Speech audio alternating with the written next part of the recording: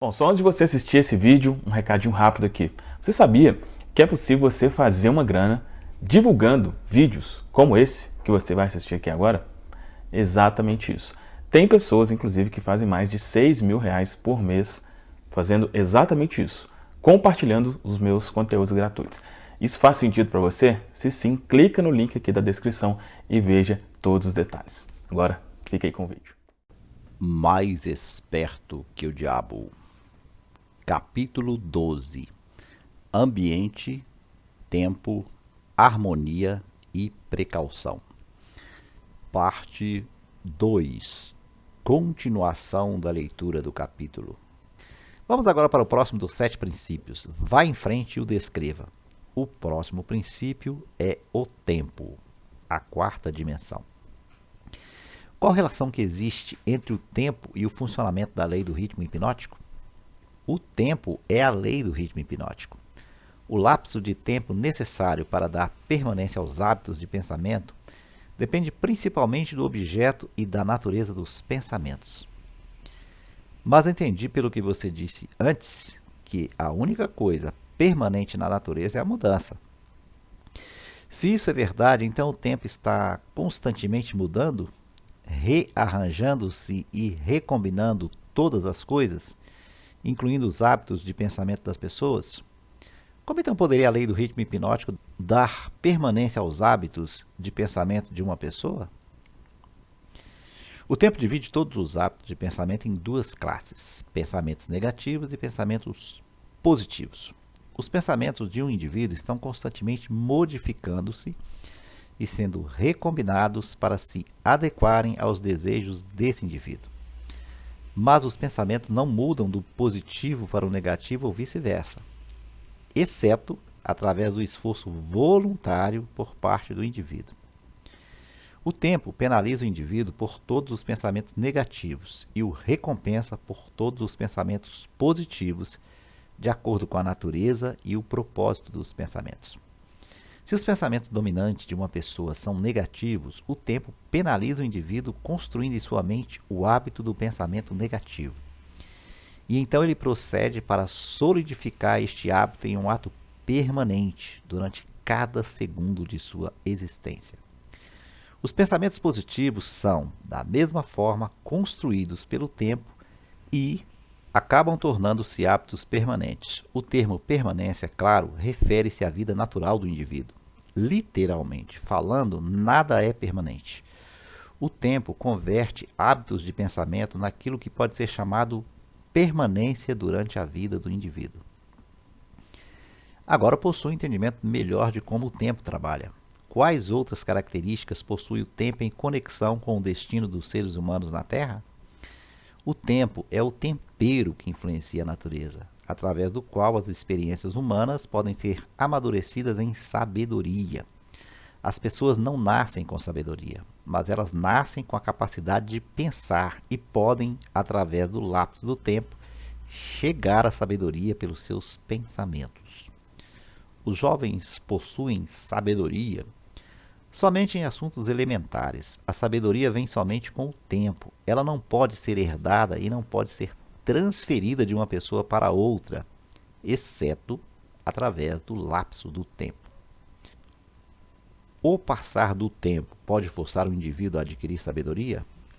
Não. A sabedoria vem somente para os não alienados, que formam hábitos de pensamentos positivos como uma força dominante em suas vidas. Os alienados e todos aqueles cujos pensamentos dominantes são negativos nunca adquirem sabedoria, exceto de coisas elementares.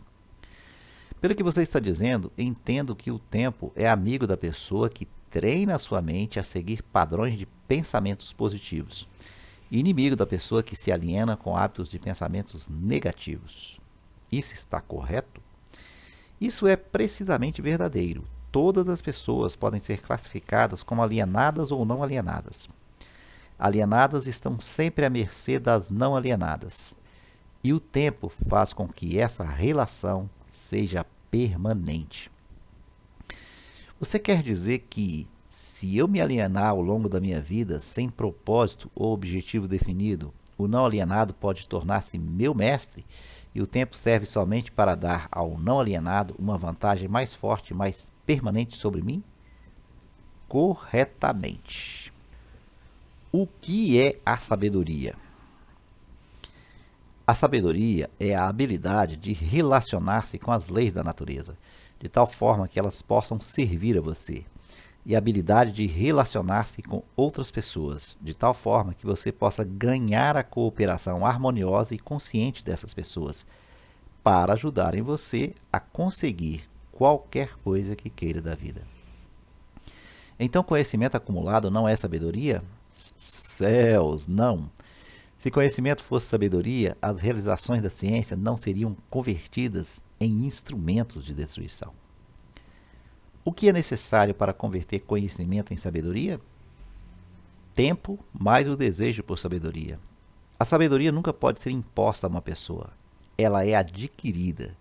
Se é que é adquirida pelo pensamento positivo, através de um esforço voluntário e pessoal.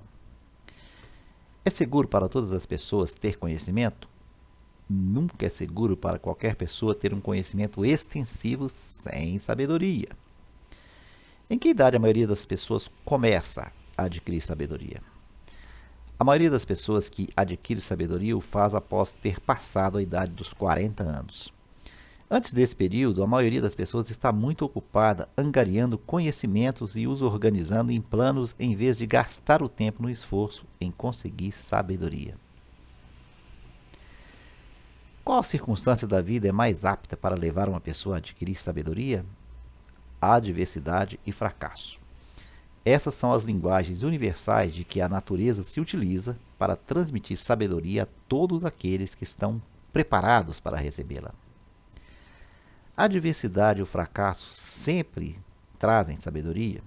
Não, somente para aqueles que estão prontos para receber a sabedoria e voluntariamente procuraram por ela. O que determina o quão pronta está uma pessoa para receber a sabedoria? O tempo e a natureza dos hábitos de pensamento. Conhecimento adquirido recentemente equivale-se a conhecimento já testado e comprovado? Não, conhecimento testado através do intervalo do tempo sempre é superior àquele que é recentemente adquirido. O tempo dá ao conhecimento a definição em termos de qualidade, quantidade e confiabilidade. Nunca se pode ter certeza de um conhecimento que não tenha sido testado. O que é um conhecimento confiável? É o conhecimento que se harmoniza com a lei natural, o que significa que é baseado em pensamentos positivos. O tempo modifica e altera os valores do conhecimento? Sim, o tempo modifica e altera todos os valores. Aquilo que é conhecimento apurado hoje pode tornar-se nulo e inválido amanhã, devido ao rearranjo do tempo dos fatos e valores. O tempo modifica todos os relacionamentos humanos para melhor ou para pior, dependendo da forma pela qual as pessoas se relacionam umas com as outras. No domínio dos pensamentos, existe um momento em que é próprio para semear as sementes destes, e existe um momento próprio para fazer a colheita deles. Da mesma forma como existe um momento correto para plantar e para colher no solo da terra. Sem a medição adequada do tempo entre a semeadura e a colheita, a natureza modifica ou retém as recompensas da semeadura. Vá em frente agora e descreva os dois últimos dos 7 princípios. O próximo princípio é a harmonia. Observando-se toda a natureza, pode-se encontrar provas de que toda lei natural acontece de maneira ordenada através da lei da harmonia. Por meio do funcionamento dessa lei, a natureza força tudo o que estiver dentro dos limites de um determinado ambiente a relacionar-se de forma harmoniosa. Entenda essa verdade e você terá uma nova e intrigante visão da força do ambiente. Você entenderá por que a associação com mentes negativas é fatal para todos aqueles que estão em busca de autodeterminação. Você quer dizer que a natureza voluntariamente força os seres humanos a se harmonizarem com as influências do seu meio? Sim, isso é verdade. A lei do ritmo hipnótico impõe a força sobre cada ser humano as influências dominantes do ambiente em que ele vive. Se a natureza força os seres humanos a sofrerem a influência do ambiente em que eles vivem, que meios disponíveis existem para eles escaparem de um ambiente de fracasso e pobreza quando, na verdade, eles desejam fugir desse meio? Eles devem mudar imediatamente desse ambiente ou permanecerão orientados e envoltos pela pobreza. A natureza não permite que ninguém escape das influências do seu ambiente.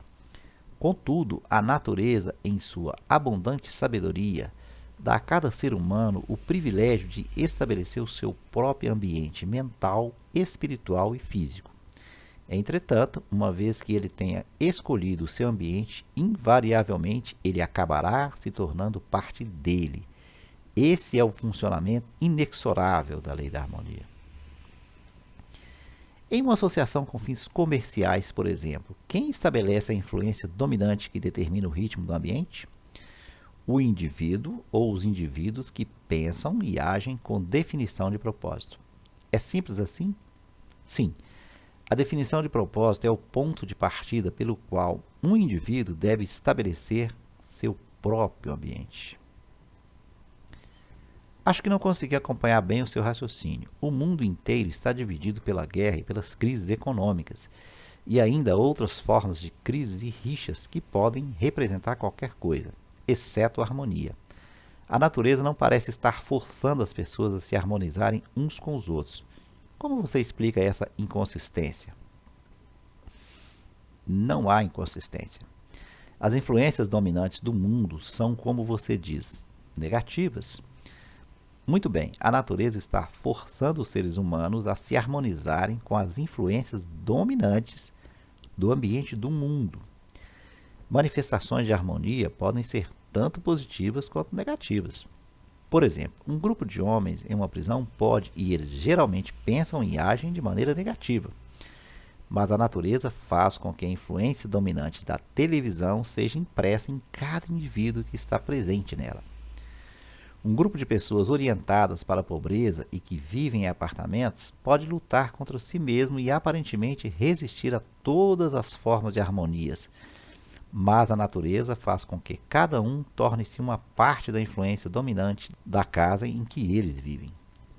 A harmonia, da forma como o seu significado está sendo utilizado aqui, quer dizer que a natureza interrelaciona todas as coisas que são similares através de todos os universos.